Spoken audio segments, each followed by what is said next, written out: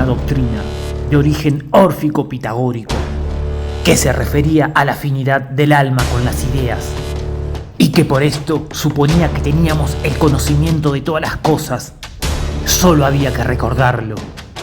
Hoy en Filosofía y Coso, la doctrina de la anamnesis de Platón. No te lo pierdas y suscríbete al coso más filosófico de YouTube para vivir la filosofía en carne propia.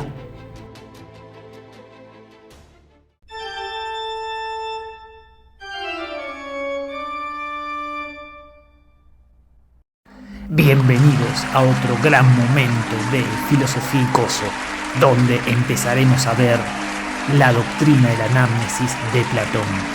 En este video solamente haremos una introducción para, en el próximo video, empezar a trabajar el texto donde se presenta este problema, que se llama Menón.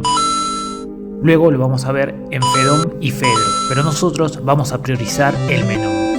Esta exposición puede ser muy útil para todos aquellos interesados en la problemática platónica de la anamnesis o aquellos que tengan que rendir algún examen de este tema. Así que no se lo pierdan. ¡Qué buena onda! Bueno, pero ¿en qué consiste esta doctrina de la reminiscencia? Como ya dijimos, el primer planteo Platón lo da en el Menón. Este argumento tiene características míticas, heredadas de la religión órfica pitagórica, la religión privada de la que ya hablamos en nuestro primer video, que le dejamos en la pestañita, que trataba cuestiones acerca de la trascendencia del alma.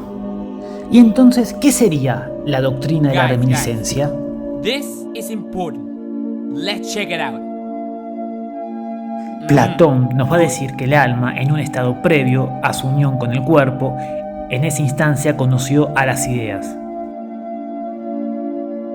Recuerden que las ideas platónicas, que eran el fundamento último para Platón, que las describía como supersensibles, inteligibles, que funcionaban como paradigma de predicación y de perfección, porque la perfección estaba en las ideas, y varias cosas más. En otro video vamos a trabajar en profundidad el tema de las ideas platónicas. Ahora, volviendo a la doctrina de la reminiscencia, tenemos que decir que luego de ese encuentro entre el alma y las ideas, en el alma quedan huellas de esas experiencias que de alguna manera se pueden recuperar en ocasión de las cosas que vemos en el ámbito sensible. Recordemos que las cosas que vemos para Platón no tienen que ver con lo real, porque cambian constantemente. En el video que hicimos, donde hablamos sobre la vida de Platón y las críticas de Aristóteles, vimos que asociaba el mundo sensible a los Heráclitos. Y esto estaba relacionado a que el ámbito sensible cambia constantemente. En ese sentido, Platón encuentra la permanencia o el fundamento en las ideas. Y el primer paso para acceder al conocimiento se va a dar a partir de este proceso de anamnesis. Platón tiene dos maneras de explicar el fenómeno del conocimiento. Primero va a hablar de una analogía con la visión, donde describe al conocimiento como si se tratase de una visión intelectual, como un carácter de captación inmediata del objeto. Esto se puede apreciar en el diálogo El banquete.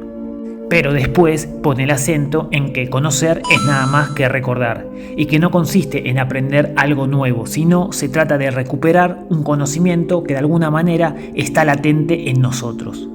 Como ya dijimos, Platón da a conocer a la doctrina de la reminiscencia en los textos Menón, Fedón y Fedro.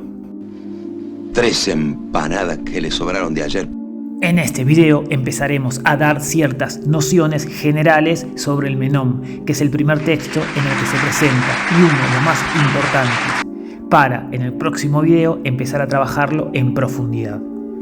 Como ya dijimos, en el Menón aparece por primera vez el problema de la reminiscencia y el del progreso del conocimiento, que podría haber motivado a Platón a postular la tesis de la reminiscencia. Primero vamos a aclarar que en todas las postulaciones que hace Platón de la reminiscencia se ligan dos líneas inseparables: la religiosa, vinculada con la inmortalidad del alma, y la epistemológica, y su aporte es que el conocimiento no depende de la experiencia, es decir, de los sentidos, sino que requiere algo que es independiente de ellos y que hace posible toda experiencia sensible. Aclarada esta cuestión, ahora sí vamos a ver un poco del contexto del Menón.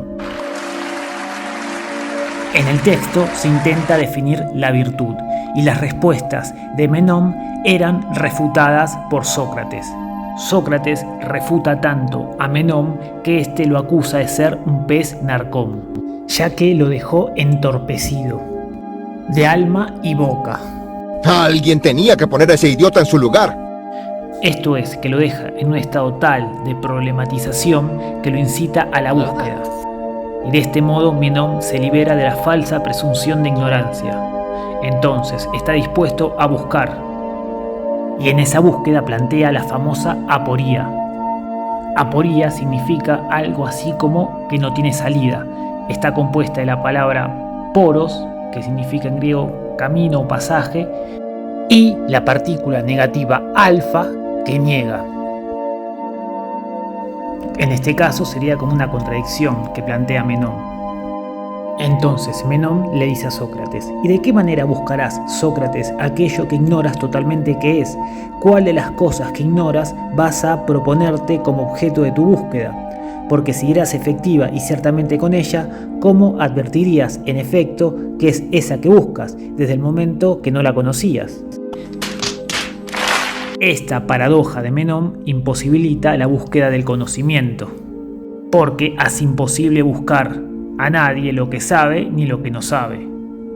¡Oblígame, perro! La respuesta a esta paradoja va a motivar a Platón a la tesis del conocer es recordar. La paradoja que establece Menón propone una decisión tajante entre lo que se conoce y lo que se ignora.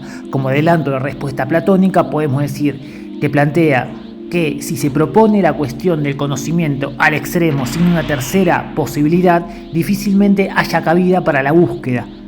Pero la respuesta completa la tendremos en el próximo video. Donde vamos a trabajar el diálogo Menón de forma exhaustiva. Así que no se lo pierdan y suscríbanse al coso más filosófico de YouTube para vivir la filosofía en carne propia. Bye. Y no, eso no me lo contaron, yo lo he mirado. Y yo quiero saber qué pueden ser algunos de ustedes, por eso. Ya siéntese, señora, por favor.